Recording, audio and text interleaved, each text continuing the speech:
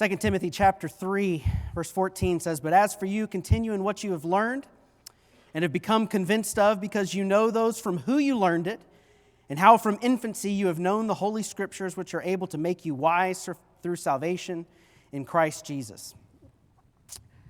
Many years ago, it's been 18 years since Chase and Ben and I have shared this stage. That was half my life ago now. But I think about the kid that came here all those years ago, how arrogant and know-it-all-ish he was.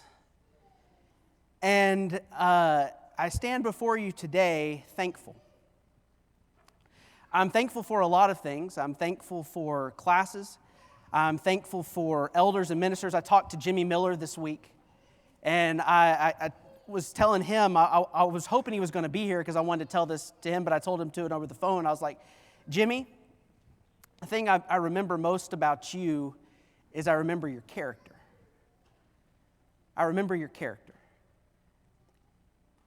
And I can just hear it in my mind where he goes, "Well, Frank," in his Jimmy way, and he goes, "I love you." And I told him I loved him too.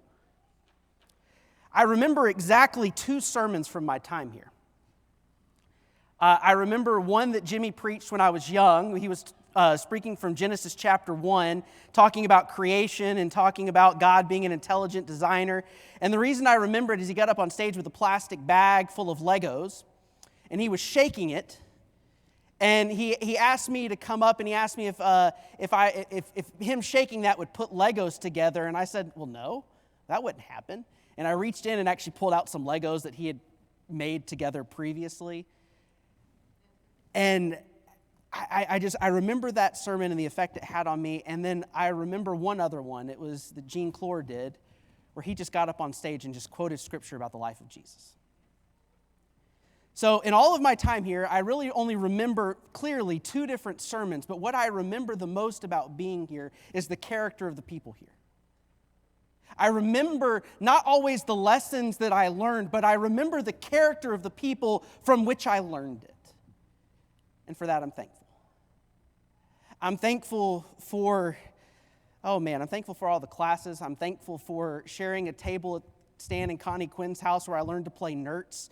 And I had lost every game all night, and I finally won one and got so excited that I threw my hands up and knocked all of the rings off to their chandelier onto the table, causing dust to go everywhere. I'm thankful for Stan and Connie Burnett and them opening their home to me. I'm thankful for the basketball court and where I learned to toughen up. I'm thankful for Lads to Leaders. I'm thankful for the ability to learn how to preach and how to lead singing.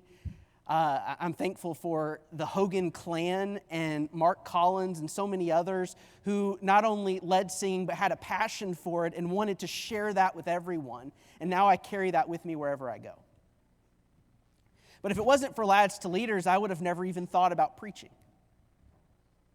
But once I came here and I learned how to do it, I said, "Hey, I'm pretty good at this." Well, I pulled out that first sermon, and it was terrible. So I'm thankful that you put up with bad preaching and encouraged me nonetheless.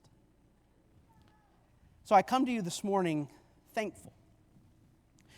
The crazy thing is here I am all these years later, and, when you're 18 and you're graduating from high school, in your mind, you're the center of the world.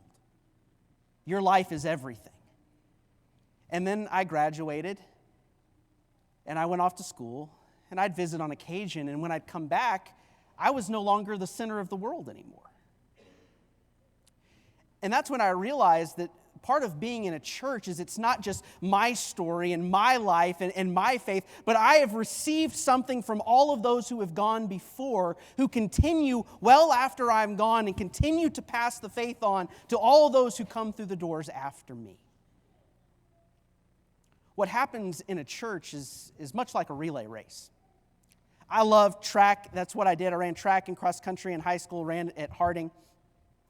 And if you watch the Olympics, one of the things about the United States 4x1 team which is arguably the fastest and most impressive athletes in the world, one of the things they've struggled with over the last 16 years is they can't make a handoff. You've got the fastest people in the world. You've got some of the fastest sprinters. And easily, if they're just running a race where they're just slapping each other's hands, they're going to win the race every time. But there's this thing where they have a baton, and they're trying to pass it off to the person in front of them. If you watch the race this year, what happened is the first runner ran right up on the second runner, and even though they're the fastest, they lost the race. The handoff didn't take place. What Paul and the apostles and Jesus pass on is they pass on to this baton of faith, and it never changes from generation to generation. And what we are responsible with is taking it, running our race, and then handing it off to those who come behind us. But when we do that, as we talk about generational legacy this afternoon, we realize that there's three parts to this. There's the person who's taking the faith and trying to pass it on to the person. There's the person who's receiving the baton. And then what I found out is how much the system of United States track is involved, and all these complaints were leveled at the people behind the scenes, that they're actually the ones who have created a lot of the issues within the track world. And so not only do you have one generation passing off to the next, but then you're just surrounded by a cloud of witnesses that are both cheering you on and maybe sometimes holding you back. So this afternoon, I want to begin with painting a very clear picture of the problem. As Jeremy pointed out, churches are declining. Every year, churches are closing their doors. Churches are getting smaller. People are walking away from faith.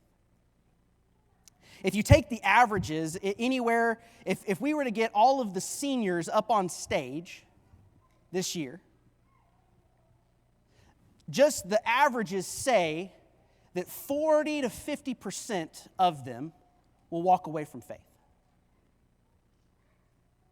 40 to 50% of those will walk away from faith. Now, some come back. The scary thing is the research indicates that only one of those. So let's say there's five that walk away. Only one of those planned on doing it when they graduated from high school. The other four didn't plan on it, but still didn't stick with their faith. So we've got a problem passing off our faith to those who come behind us, and then we live in a world that just is very difficult for faith. I like reading research, and I like reading Barna research. And in a book called Good Faith, two authors named David Kinnaman and Gabe Lyons talk about the world of faith, and especially how it's perceived by culture. And the two words that they use is people often talk about faith in Jesus as being extreme and irrelevant. That saying things such as Jesus is the only way to heaven, marriage is between one man and a woman, doing mission work, and other things like that is considered extreme and irrelevant behavior. That's the way culture views us. And many Christians are tired of being typecast as bigoted, judgmental, and hypocritical. More and more people believe that religion should be moved to the private realm, family home, houses of worship, and there should be no exceptions. They claim real life happens in laboratories, the marketplace, boardrooms, and city hall, and the world is convinced that spirituality and religious things are peripheral to real life. And these views are only gaining in our culture. Faith is not only being encouraged, but even sometimes being legislated to the margins. Don't bring that here. If you want to believe it, it's fine, but don't talk to me about it. The other thing that makes it really difficult, and I'm going to talk about this challenge, is one of the problems that we have, especially in our culture, is we've moved from a modern world to a postmodern world. We typically talk bad about the postmodern world. But there's an old story by the guy named David Foster Wallace. He was a philosopher, and he often tells a story of two fish passing each other. And one older fish says to the younger fish, "How's the water today?" And the other fish goes, "What's water?" He doesn't realize that what he's swimming in is water. What we are swimming in today is a postmodern world. It's what we live and breathe every single day. And one of the things that especially younger people are living and breathing is distrust of authority. It's everywhere. The push behind all the things is question everything. Whereas it used to be that the church, and especially ministers in general, were viewed as trusted places of authority, now they're looked at with skepticism. Now they're looked at distrustful. Do I really want my kids to be learning that stuff? And the thing is our church kids aren't immune to it. They're not immune to it at all. Because it's the same water they're swimming in. They carry this around in their pockets. Every one of you, there's one sitting up here. We all carry this around in our pockets. And what this is doing every single day is pushing us towards one extreme. Paul in Romans chapter 12 says this. Beginning of Romans 12, verse 1. Therefore, I urge you, brothers and sisters, in view of God's mercy, to offer your bodies as a living sacrifice, holy and pleasing to God. This is your true and proper worship. Do not conform to the pattern of this world, but be transformed by the renewing of your mind. Then you will be able to test and approve what God's will is, His good, pleasing, and perfect will. One of the things that we often think of is we think, well, I'm fine. I can resist culture around me. And we fail to realize, like the young fish, that we're swimming in something that every day is not neutral to our well-being, but is conforming us into something. Every action we do, everything we think is forming us into something. That's why Paul will talk about take every thought and make it captive to who? Christ. He recognizes that the world is doing something to us. And if we're not careful, we'll be conformed into something that we don't recognize and we don't want to be. And so he says we have to be transformed. You have to think differently. You have to act differently. You have to have something else as your mold that you're trying to conform yourself into. And yet every single day we participate in so many things that have messages that are pushing us a different way. I won't listen to that. But yet, how often have we heard just throughout today, how many hours do we spend here? 1, 2, 3, maybe 4 a week? You know what my most dreaded notification is from my phone? On Sunday morning when I get the text that says, this is your average amount of time that you spent on your phone this week. 6, 7 hours. Now, a lot of that is phone calls and emails and text messages. It's just work stuff. But not all of it is. So every day I'm choosing to spend 2 or 3 hours surfing the internet, on social media. What am I being conformed to?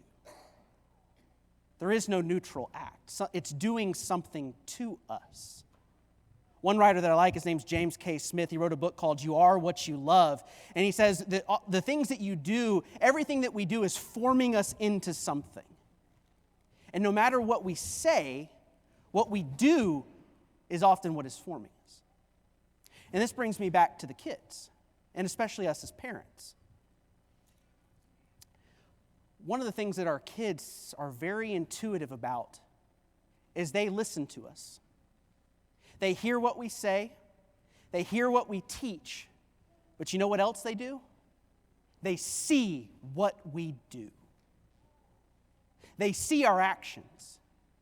They see how we treat our friends. They see how we treat our spouses. They see all of these things. And the problem is, and the reason why when we come back to all this research that says the world looks at faith as irrelevant is because a lot of times the things we say don't match up with what we do. And our children are looking at us and you're saying, this is the most important thing. Jesus is the most important thing in your life. And yet they see our actions, the way we treat them, the way we treat all those around us. And they begin to ask, is faith the most important thing? Because I don't see it lining up.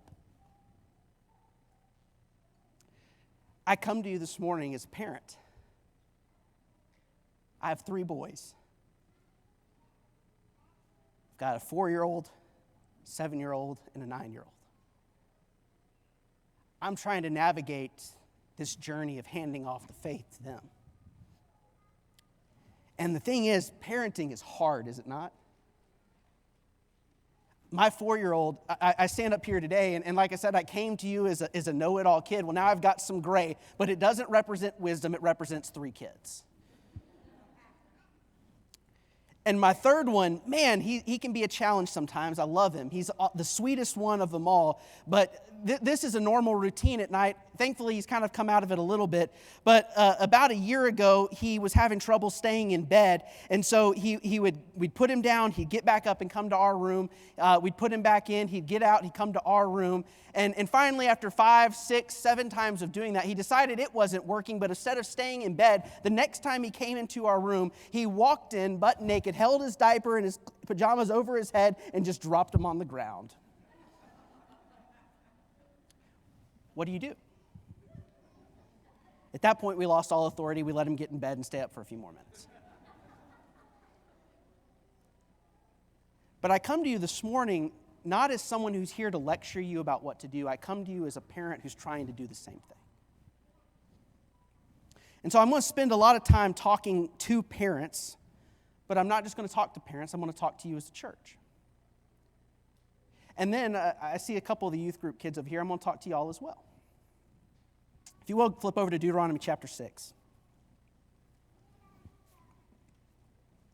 Starting in verse 1, it says, "These are the commands, decrees, and laws that the Lord your God directed me to teach you, to observe in the land that you are crossing the Jordan to possess, so that you, your children, and their children after them may fear the Lord your God as long as you live by keeping all his decrees that I give you today, and so that you may enjoy long life. Hear, Israel, and be careful to obey, so that it may go well with you, and that you may increase greatly in the land flowing with milk and honey, just as the Lord, the God of your ancestors, promised you. Hear, O Israel, the Lord our God, the Lord is one. Love the Lord your God with all of your heart, with all of your soul, and with all of your strength." Sounds a lot like the devotion we talked about earlier. "These commandments that I give you today are to be on your hearts. Impress them on your children. Talk about them when you sit at home, when you walk along the road, when you lie down, when you get up. Tie them as symbols on your hands and bind them on your foreheads. Write them on the door frames of your house and on your gates.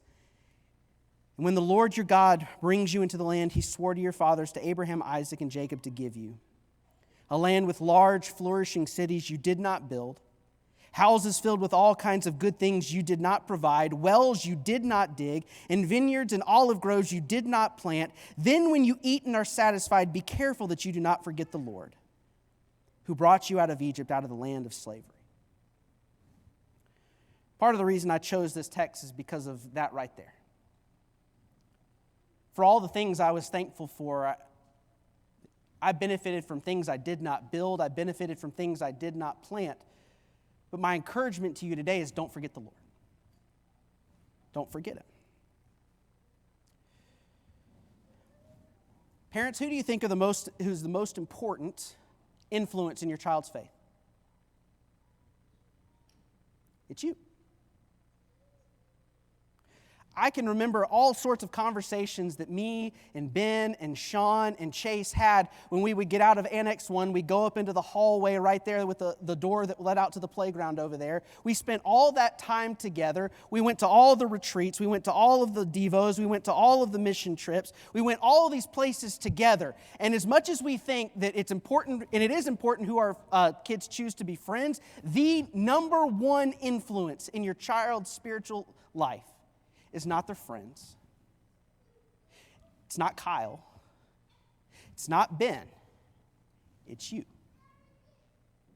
It's not a job you can pass off to anybody else. It's yours and yours alone. They're there to equip you. They're there to help you. They're there to reinforce what you say and do. They're not babysitters, and they're not your kids' only spiritual guides. You are.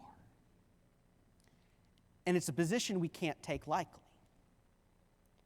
And I'm going to go even one step further. One of the things that research, when researchers research passing on the faith, and it's something you can do, one of the things that they find is actually the number one influence, which, interesting, in Scripture we often talk about moms, right? We talk about Timothy's mother and grandmother.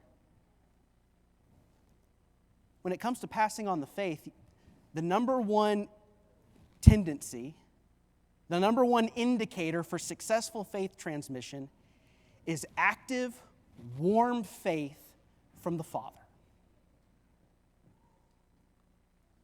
So fathers, If you want your kids to follow Jesus, are you following him? Are you putting your life where your words are? Do you look like Jesus? And the warm part is especially important. It's not just doing all the things you say, but are you like the father in Luke 15, who when he sees his son runs to him and brings him in? Are you the father who, when the older son goes out and is pouting, he doesn't go and scold him, he goes and he corrects him and brings him back in? Parents are the most important thing.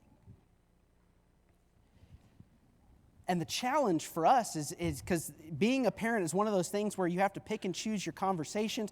It's hard enough. We've got bills, we've got life, we've got jobs, we've got our spouse, we've got so many things that we're dealing with. This is not meant to guilt you. It's not meant to guilt you. Because if I was guilting you, I'd be guilting myself. So what are things that we can do as parents to help pass on this faith to our kids? One of the things that especially research was bear out in a book called Sticky Faith. It's a book I would highly recommend.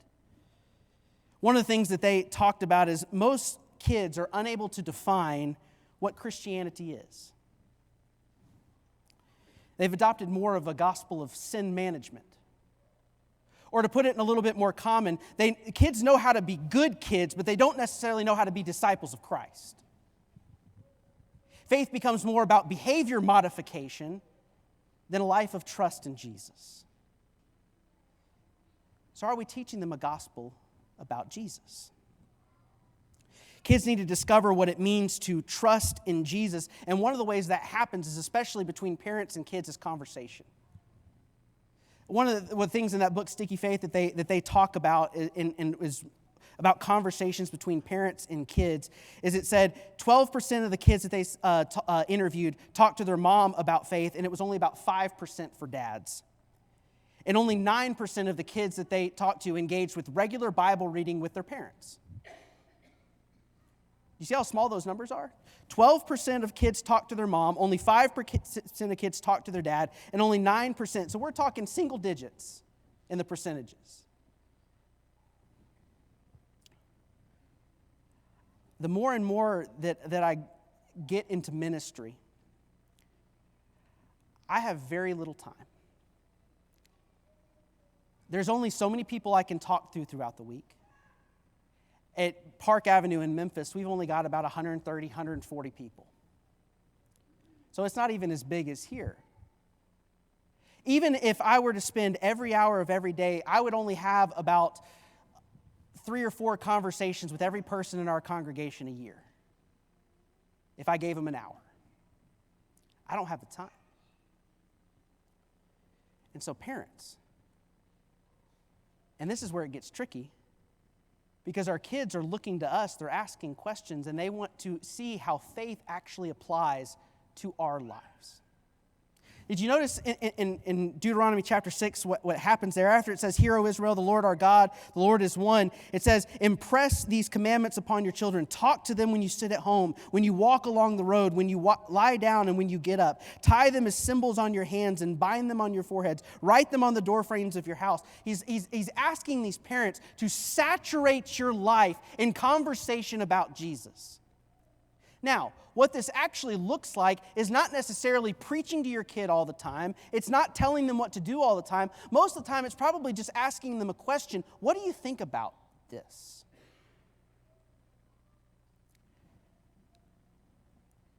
Oftentimes, it's just answering their questions.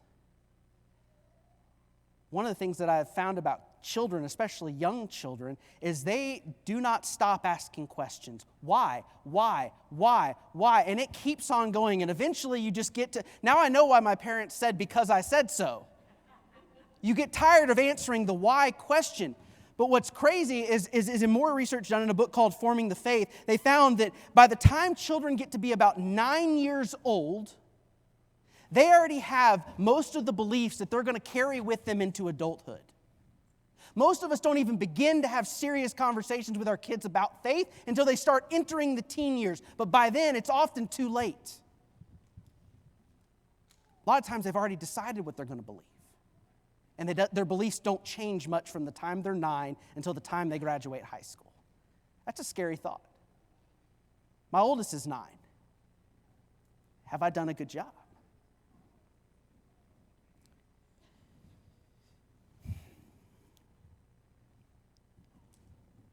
When it comes to conversation with kids,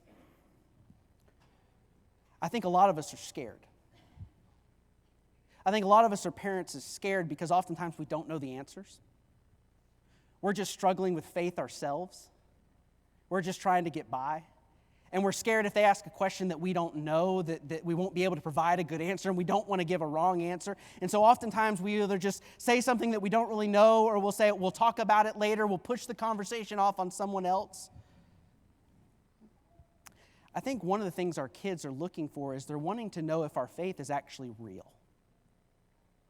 They want to know if we struggle. And I remember growing up, and one of the things that was scary is I never wanted to doubt. I always wanted to be sure. I was scared to doubt. Because if I doubted God, then I might walk away. But I tell you what, one of the things that I've learned, especially as I read the Scripture, especially as I read the Gospels, one of the things that stands out to me more and more as I get older, as I look at the disciples, do you see how much they mess up? Do you see how much they get it wrong? Do you see how much, and Peter's always my favorite. Peter's always the one willing to stick his foot in his mouth and get it wrong. He's the one who's bold enough and arrogant enough to tell Jesus, you don't know about the Messiah. He doesn't go to a cross. He rules the kingdom.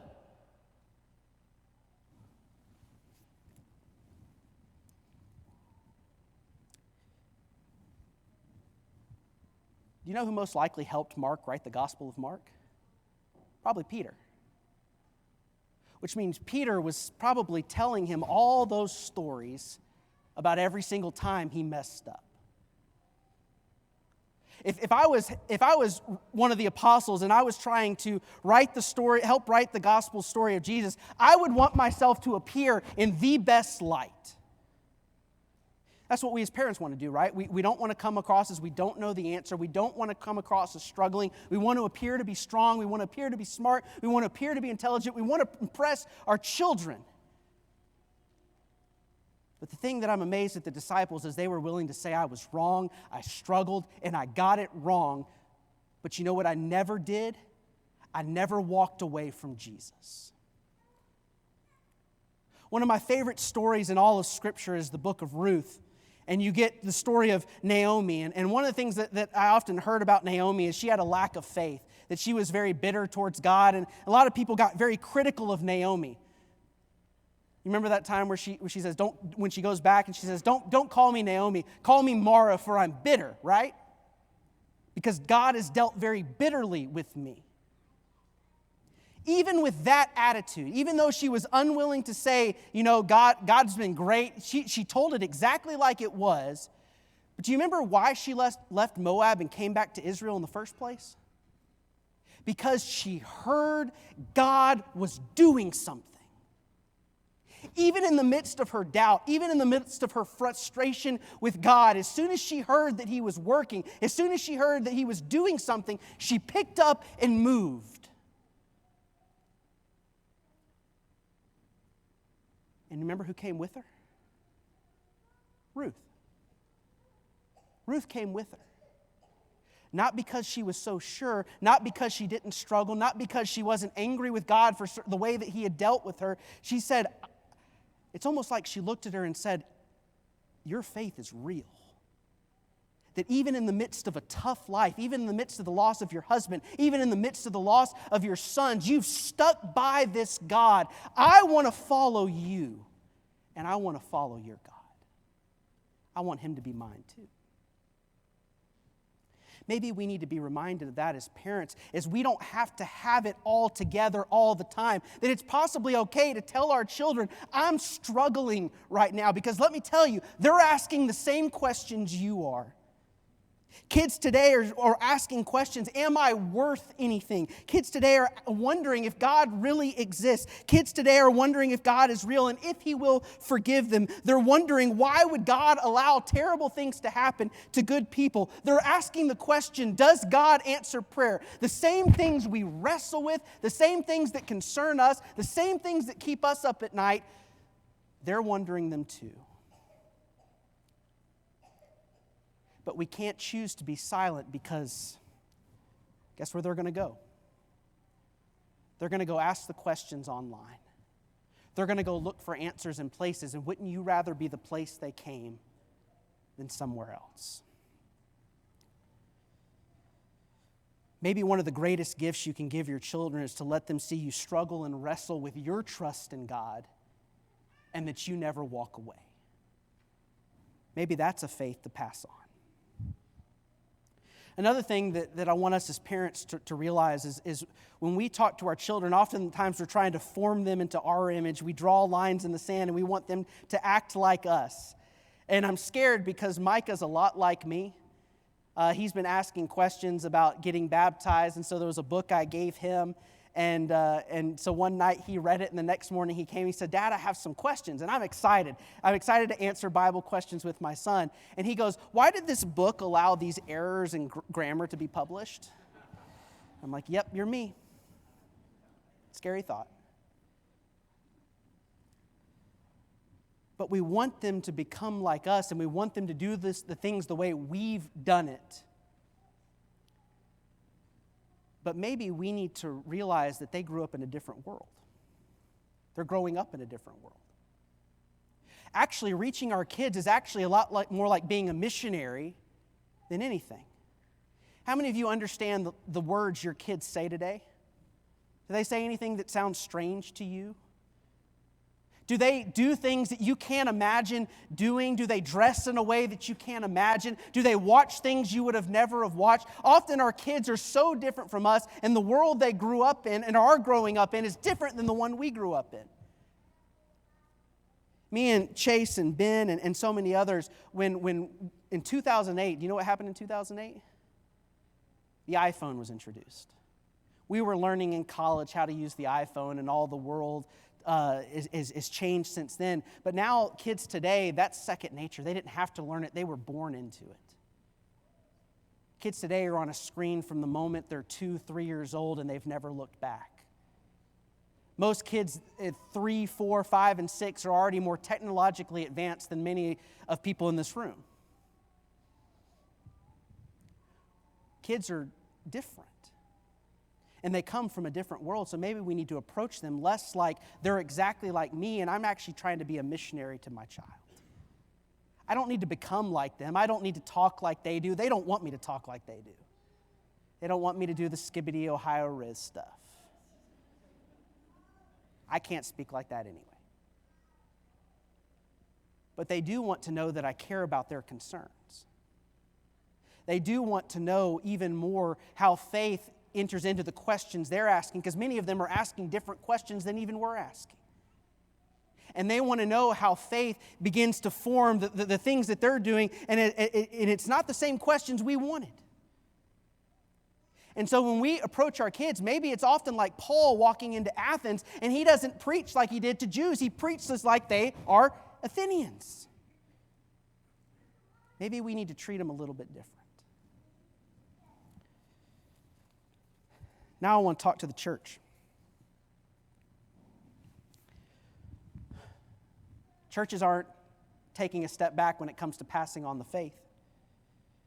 One of the things that, especially in the book Sticky Faith, that they talk about is contact from at least one adult from the congregation outside of the youth ministry during the first semester of college is linked with Sticky Faith.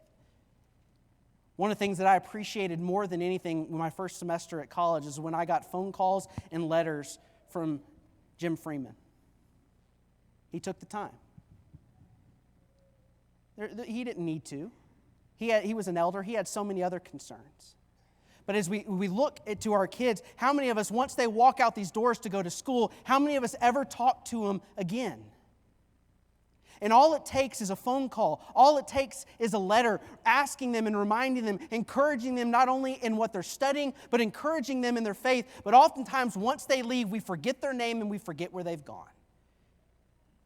And one of the hardest things for kids when they go to school is to find a church to get plugged into. One of the things that has been really important to me is one of the things that we've done at church, and one of the things from Sticky Faith that they talk about is you need about 5 influences on your child. Maybe when they turn a certain age, you and your kid get together and you ask the question, who do you look up to at church? Who's somebody whose faith impresses you? Who do you want to learn more about?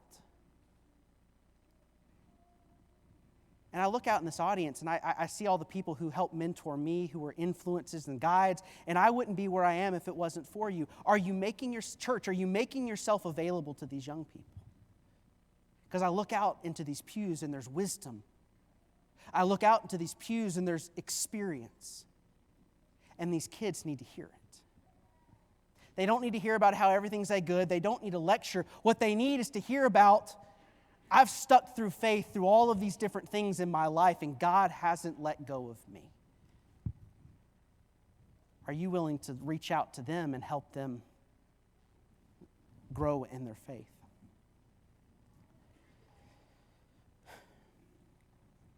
I appreciate that y'all continue to be strong and latched leaders and giving people opportunities, men and women, to learn these skills.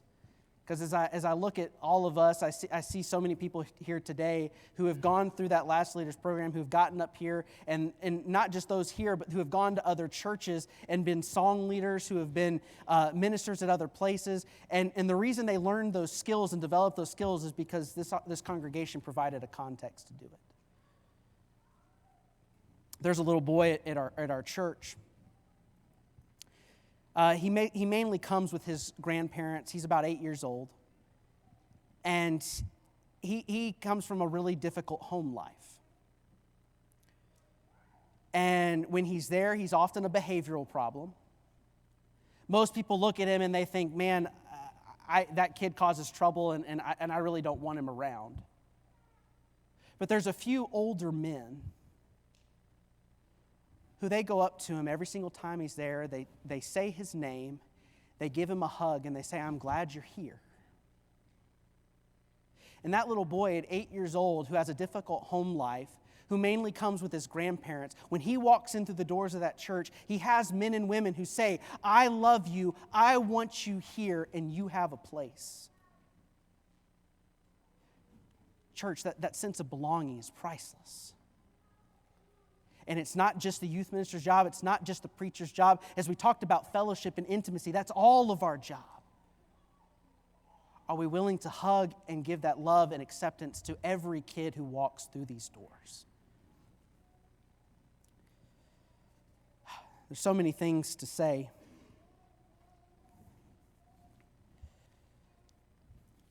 But I want to talk to the kids last. Ultimately, in the life of faith, when you stand before God, who do you have to give an account for?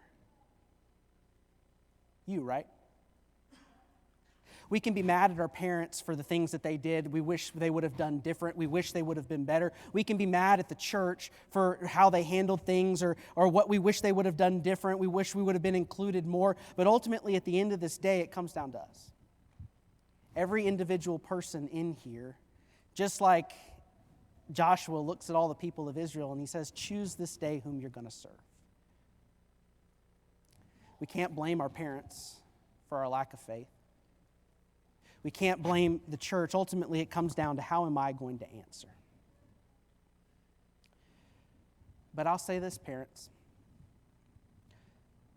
One of the phrases that gets used through a lot of the book Sticky Faith is you get what you are. You get what you are.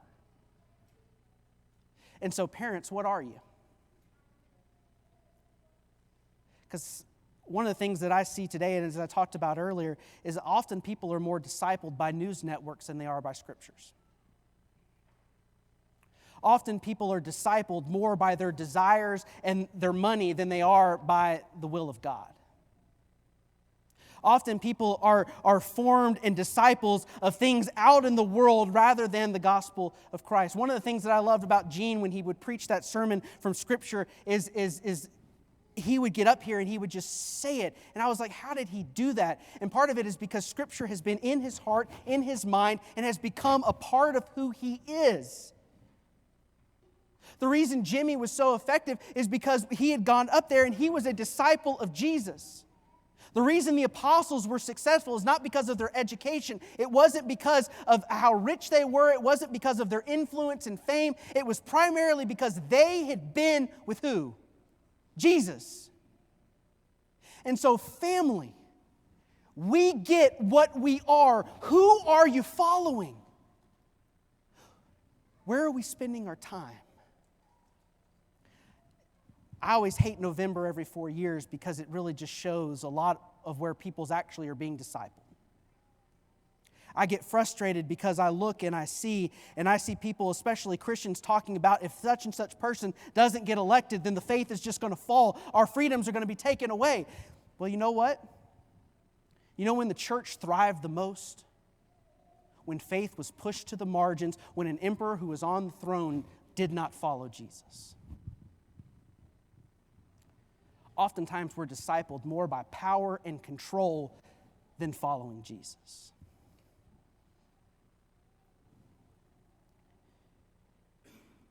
We get what we are.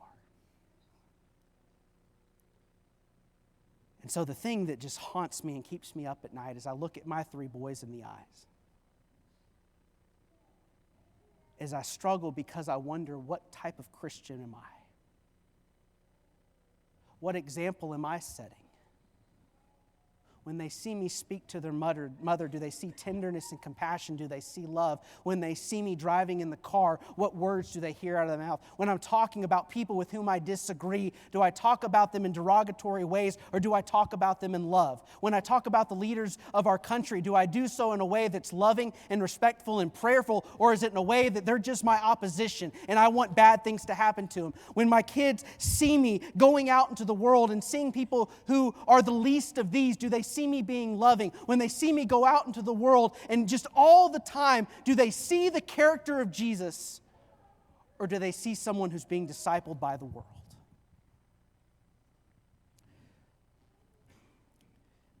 When it comes to passing on the faith, there is no silver bullet. There is no guarantee. There is nothing you can do that can guarantee the outcome of your child being a Christian. But parents, you get what you are. Church, are you creating a space that is loving, accepting, and encouraging of these kids and challenging them to be faithful, and not only challenging them and calling them to something, but then supporting them in that? And kids, I sat where you were 18 years ago. Sat in these same pews. I'm glad that they're still over here. I know where they are. I heard the sermons. Ultimately, it comes down to who you're going to follow.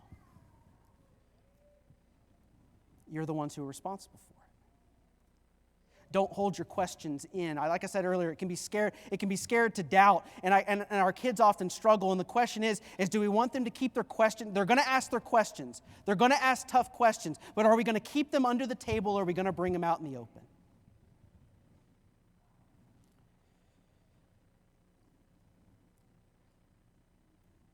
Being a parent's tough. Passing on the faith is tough.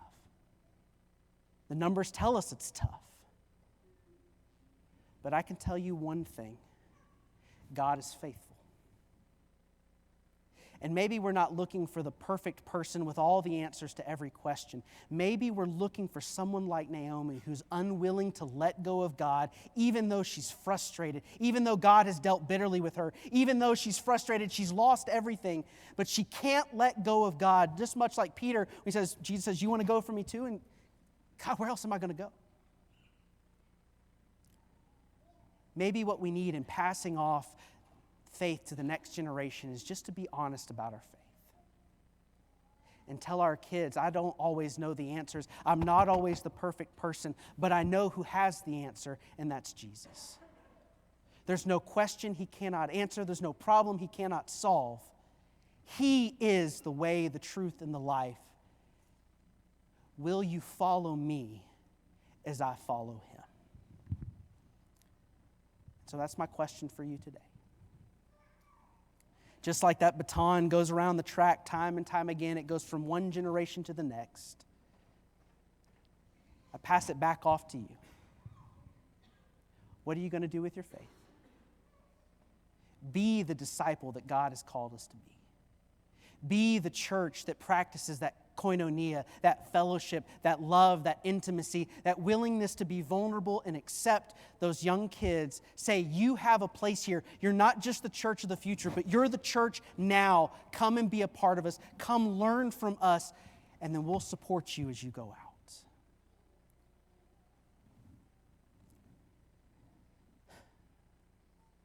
I know it's hard. I know it's scary. But we have the one who will not let us go. We have the one who is faithful even when we are faithless. And we follow the one who has the answers and says, come and follow me. So that's my invitation to you this morning. We're not called to be extravagant. We're not called to be famous. We're called to be disciples and follow the one who is famous and follow the one who is faithful. This evening, if you have any needs, any prayers, or anything, please come forward as we stand and sing together.